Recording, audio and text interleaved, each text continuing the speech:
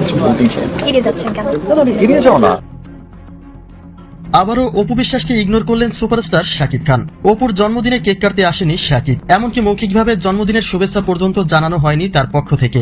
বিষয়টি এখন একেবারেই স্পষ্ট যে অপু বিশ্বাসকে এড়িয়ে চলছেন শাকিব খান। কিন্তু শাকিব তো সন্তানদের জন্য সবকিছু করতে পারেন, তাহলে অপু বিশ্বাসকে এভাবে ইগনোর করার কারণ কি? তবে কি আব্রাহাম খান জয়ের থেকেও দূরত্ব বাড়িয়ে নিচ্ছেন শাকিব? এ বিষয়ে শাকিবের ব্যক্তিগত মতামত আসলে কি?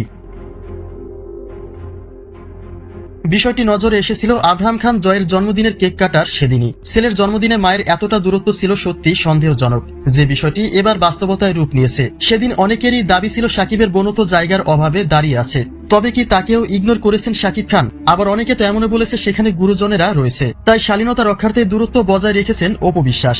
সুতরাং তাদের দাবি ছিল শাকিব অপুর মাঝের এই দূরত্বটা শুধুই পরিবারের উদ্দেশ্যে, তাদের মধ্যে ঠিকই ব্যক্তিগত সম্পর্কও রয়েছে।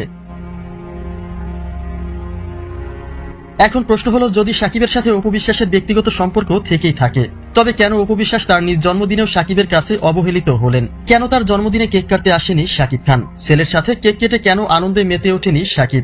স্পেশাল দিনগুলিতে প্রিয় মানুষগুলিকেই পাশে রাখা হয়। সুতরাং অপু বিশ্বাসের জন্মদিনে শাকিবের অনুপস্থিতিটাই নিশ্চিত করে দেয় যে তাদের মাঝে কোন রকম ব্যক্তিগত সম্পর্ক নেই। ধরে নিলাম কাজের ব্যস্ততায় শাকিব আসতে পারেনি, কিন্তু দীর্ঘ একটি দিন পার হয়ে যাওয়ার পরেও সোশ্যাল মিডিয়ার মাধ্যমে অপু বিশ্বাসকে জন্মদিনের শুভেচ্ছা জানায়নি শাকিব খান। এরপর বিষয়টি বুঝতে আর বাকি থাকে না যে অপু বিশ্বাসকে ইগনোর করছেন শাকিব খান।